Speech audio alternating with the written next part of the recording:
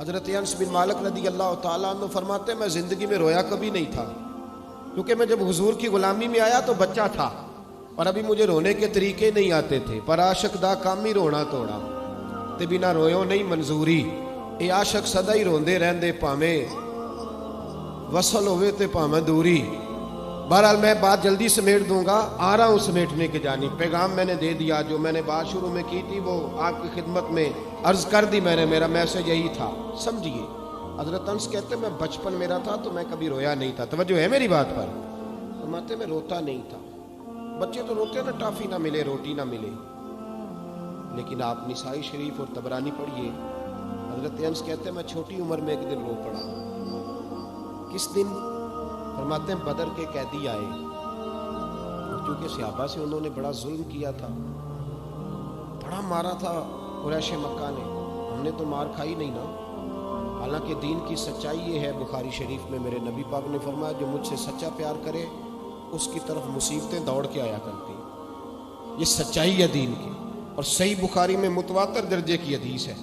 حضرت انس بن مالک فرماتے ہیں میں رویا نہیں تھا اور بڑا ستایا تھا مکے والوں نے، تو آج قیدی ہو کے جب لائے گئے نا تو نبی پاک صلی اللہ علیہ وسلم کے غلاموں نے ذرا زور زور سے رسیاں باندھی۔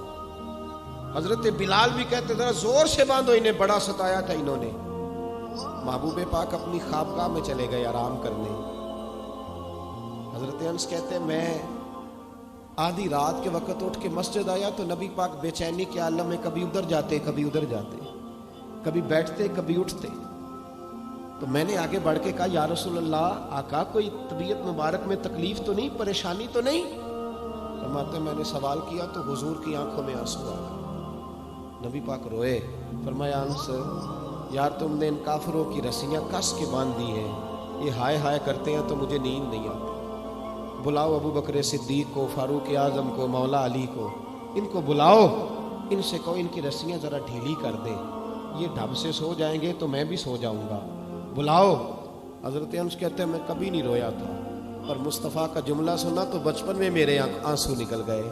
حضور اتنا احساس، اور ان لوگوں کا جنہوں نے اتنا ظلم کیا ہے، احساس ختم ہوتا جا رہا ہے، معاشرہ دکھوں کا شکار ہے، آزمائشیں اتنی زیادہ ہیں۔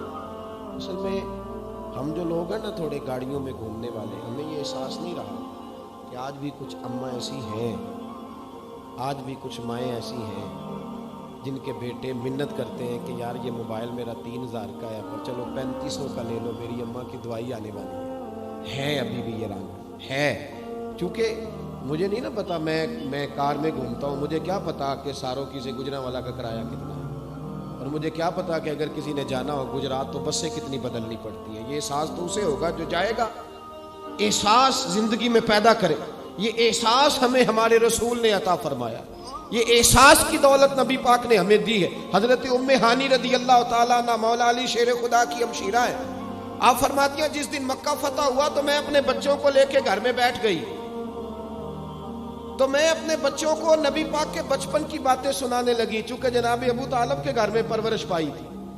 حضرت ام ہانی کہتی میں اپنے بچوں کو بتا رہی تھی، میں کہہ رہی تھی میرا بھائی بچپن میں ہی بڑا عظیم تھا، میرے بھائی کی چھوٹے ہوتے بھی عادتیں بڑی اعلیٰ تھی، میں بتا رہی تھی، تو میرے ایک بچے نے مجھ سے پوچھا کہ امی ماموں ہمارے گھر بھی آئیں گے، ماموں آئیں گے؟ جناب ام ہانی کہتی میں غریب نہیں تھی، خامن میرا ویسے چھوڑ کے چلا گیا کلمہ پڑھنے کی وجہ سے، تو میں نے اپنے بچوں کی طرف دیکھا تو میں اب دل میں خیال تھا کہ اب تو میرے محبوب مکے کے فاتح بن کے آئے ہیں تو کسی بڑی حویلی میں بیٹھیں گے، اب تو دائیں بائیں آگے پیچھے لائنیں ہوں گی تو بڑی جگہ چاہیے نا، بڑی جگہ آج نبی پاک صلی اللہ علیہ وسلم کا دربار سجے گا۔ تو جناب ام ہانی رضی اللہ تعالیٰ عنہ فرماتی ہیں میرے بچوں نے پوچھا تو میں رو پڑی، میں نے کہا آئیں گے تمہارے ماموں، کیوں نہیں آنا، میرے بھائی ہیں، آئیں گے ضرور آئیں گے، ذرا کام نمٹا لیں۔ اور فرماتی ہیں ساتھ ہی آنسو تھے کہ بڑا سارا گھر ہو تو حضور آئیں، سارا مکہ آج غلام بن گیا ہے، 10,000 کا لشکر مدینے سے آیا ہے، میرا چھوٹا سا گھر ہے کہاں بٹھاؤں گی۔ فرماتی ہے میں رو ہی رہی تھی کہ میرے دروازے پہ دستک ہوئی اور میں نے بے دل ہو کے دروازہ کھولا، کون ہے دروازے پہ؟ تو کہتے ہیں دھیمی سی آواز آئی ام ہانی دروازہ کھول، میں محمد عربی تیرے دروازے پہ کھڑا۔ जनाब उम्मे हानी फरमाती झट से मैंने दरवाजा खोला तो दरिया आंसुओं का बहा। तो मेरे पास तो टूटी चटाई थी, पुराना तकिया, खजूर की छाल, नरमो नाजुक भी नहीं, मैंने बिछाया। तो महबूब पाक ने फरमाया सारा मक्का दावतें दे रहा था, मेरे घर आए मेरे घर आए। तो मैंने कहा क्यों किसी के घर जाओ, मेरी अपनी बहन जो मौजूद है, मैं यहाँ बैठूंगा खोल के। और फिर फरमाया चल मेरे लिए खाना ला, बेतकल्लफी से। फरमाया जिस आराम से यहाँ बैठ सकता हूँ कहीं और तो नहीं ना बैठ सकता, खाना लाओ।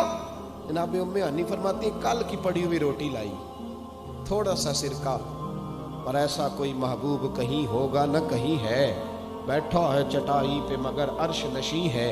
महबूब पाक सल्लल्लाहु अलैहि वसल्लम ने बड़ी रगबत से खाया सिरका, शहद।